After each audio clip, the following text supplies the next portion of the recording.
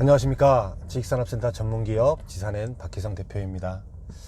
2019년 9월 26일 벌써 목요일이 되었고요.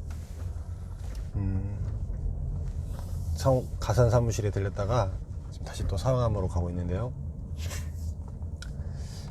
어제 새벽에 누가 보시고 이렇게 댓글로 남겨주신 내용 중에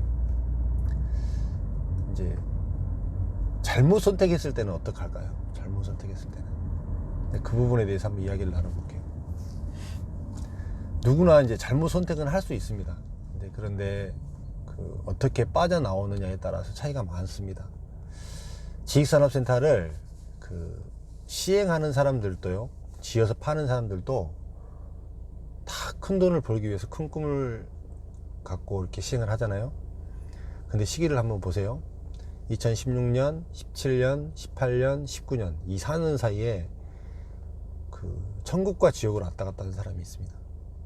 2016년에 사업 시작한 사람은 좀 빡빡하게 가고 17년, 18년에 했던 사람들은 완전히 거의 최고점이었죠. 한 방에 다 분양을 끝냈죠. 행복했죠. 근데 남들이 그렇게 분양이 다 끝내서 행복한 모습을 보고 17년, 18년에 토지를 샀던 사람들이 오래 들어가는 사람들은 어떨까요? 굉장히 지금 어려워요. 무슨 차이가 있죠? 그때 땅 샀던 사람하고 1년, 2년 뒤늦게 샀던 사람하고 무슨 차이가 있어요? 무슨 차이가? 땅값도 그렇게 많이 차이 난 것도 아니에요. 단지 이 시대적인 흐름을 잘못 읽고 판단해서 들어가서 그런 상황이 생겼습니다. 그러면 사업 그렇게 시행하는 사람들은 지금처럼 잘못된 상황에 빠지면 어떤 현상이 나올까요? 자기의 마진이 다 포기가 됩니다. 거기에다가 더 심각해지면 자기가 들어가는 돈까지 이제 적자가 됩니다. 그러다가 더 심하게 되면 거의 파산하는 수준까지 됩니다. 이제 돈을 빌려준 사람은 이제 피도 눈물도 없습니다. 이게 이제 피라미드 구조에서 봤을 때요, 위로 올라가면 올라갈수록 더 심해요. 사실은 위로 올라간 사람들이, 피라미드의 정점에 있는 사람들이 돈은 많이 벌지만 시행사가 있고 분양 대행사가 있고 분양받는 사람이 있다고 치면 위로 올라갈수록 돈은 더 많이 벌지만 또 문제가 생겼을 경우에는 더 크게 손실은 분명히 오는 거죠. 그러면 시행사가 만약에 선택을 잘못했을 경우에는 할인 분양을 해야 하고, 할인 분양을 본인은 하고 싶지 않아도 강요당합니다. 왜 그러냐면 돈 빌려준 사람이 돈을 빨리 회수해야 되기 때문에 그렇습니다. 그래서 그 항목에 어느 때까지 분양률이 얼마가 안 되면 할인 분양을 한다라고 나옵니다. 그러면 이제 분양을 받으신 분들, 그때 이제 할인 분양을 할 때, 그때는 이제 시행사가 자체가 갖고 있을 때는 이제 이 사람들은 돈이 있는 사람이기 때문에 여러 가지 방법을 쓸 수가 있잖아요. 그쵸? 쉽게 얘기하면 뭐 살려는 사람들한테 여러 가지 당근을 던지면서 쓸 수가 있습니다. 그래서 어떻게든지 피해를 최소화하고 정리를 할 수 있습니다. 근데 이제 이거를 그 시행사가 일반 개인한테 이제 리스크 분산을 하고 분양을 끝냈습니다. 근데 일반 개인이 샀는데 일반 개인이 잘못된 선택을 했어요. 이거는 어떻게 될까요? 이거는 일반 개인은 이 부동산에서 네트워크가 연결되어 있지도 않는 사람이고, 그 다음에 일반 개인은 분명히 이 지식산업센터를 분양을 받더라도, 뭐 어떤 부분을 분양을 받더라도 그 담당 분양사원이나 뭐 그 지역의 부동산이나 이런 사람이 이거 되게 좋다, 이거 충분히 할 수 있다, 이런 얘기를 듣고 분명히 했을 거란 말이에요. 그러면 이제 듣고 하는 것까지는 괜찮은데요, 결과가 좋게 나오면 물론 해피하지만 만약에 결과가 좋지 않아요, 임대도 맞춰지지 않고 뭐 문제가 많이 생겼습니다. 그 개인이 할 수 있는 것들이 너무나도 많지 않다라는 거예요. 그 개인이 이제 그 개인이 겨우 할 수 있는 거는 여러 가지 주변에 부동산 다니면서 자기 물건을 의뢰를 하고, 그 다음에 내 물건을 정리를 해주면 뭐 수수료를 좀 더 주겠다고 하고, 똑같습니다. 피라미드의 정점에 있었던 시행사가 했던 방법이나 중간에 있는 사람이 했던 방법이나 맨 밑에 분양을 받았던 사람이 이 문제가 되었을 때 해결하는 방법은 어차피 똑같습니다. 단지 금액의 차이가 납니다.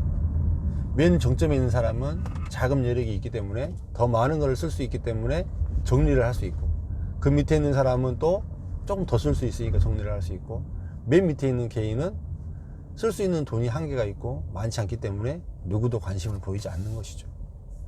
이런 구조가 선순환이 됩니다. 그러면 또 다른 나와 같이 잘못 선택하고 잘못된 사람들을 찾아서 그 사람한테 쉽게 얘기하면 내 물건을 넘기는 것 말고는 방법이 없는 거잖아요. 그렇지 않아요? 참 어려워요, 사실은. 그래서 어렵습니다. 그래서 참 책임감도 많이 느낍니다, 저는 이 일을 하면서. 참 그나마 다행으로 저는 지방에서는 일을 해보지 않았고요, 서울에서만 이렇게 일을 해봐서 굉장히 어려운 시절도 물론 있었지만 그래도 인내하고 그 부장자가 등기를 치고 가고 어떻게든지 안고 갔으면 다 손해 나지 않고 다 득이 됐습니다. 근데 지금 상황은 많이 다릅니다. 지금 상황은 특히나 너무나 많은 일반 사람들, 불특정 다수의 사람들이 지식산업센터의 핵심을 모르고 이 지식산업센터를 투자하다 보니까 굉장히 어려운 경우에 빠질 경우가 불보듯 뻔히 보이고 있어요. 불보듯 뻔히. 너무 보여요, 저는. 하물며 이 지식산업센터를 이 분양하는 사람 자체가 지식산업센터의 핵심을 잘 모르고 있는 사람들이 팔고 있는데 어떻게 문제가 안 생기겠어요? 그게 너무나 안타깝고, 제 개인적인 이런 생각으로서는 조금이라도 이제 그런 분들이 미리 이렇게 초이스 하시기 전에 좀 더 알아보고 이런 영상도 좀 보고 그러면서 초이스를 했으면 좋았을 텐데 또 삶 그게 안 되잖아요. 그래서 지금이라도 뭐 조금이라도 더 많은 사람들에게 이런 경각심도 알리고 핵심이 무엇인지, 지식산업센터는 결과적으로는 들어가서 살아야 되는 사람은 회사가 들어가서 살아야 되는데 그 회사가 뭐 일반 개인이 이렇게 많은 것처럼 많은 것도 아니고 어디서 어떤 이슈가 있어서 한꺼번에 몰려오는 것도 아니고 그 주변에서 몰려온다고 했을 때 과연 이렇게 많이 지어지는 지식산업센터를 어떻게 감당을 해낼 것인가. 그렇습니다. 저도 참 이렇게 분양 대행을 하고 앞으로 시행을 하려고 하는 사람 입장에서 저한테 던져지는 숙제고, 제가 만약에 시행을 해서 만약에 누군가에게 내 건물을 제공한다고 했을 때 나는 과연 그 사람들에게 정말로 좀 뿌듯한 건물을 선물할 수 있을까. 그랬으면 좋겠어요. 그러고 싶고요. 그렇습니다. 오늘 아침에는 그분이 이렇게 댓글을 보고 좀 이렇게 착잡했습니다, 사실은. 그래서 이렇게 이런 이야기를 다시 한번 드리니까요.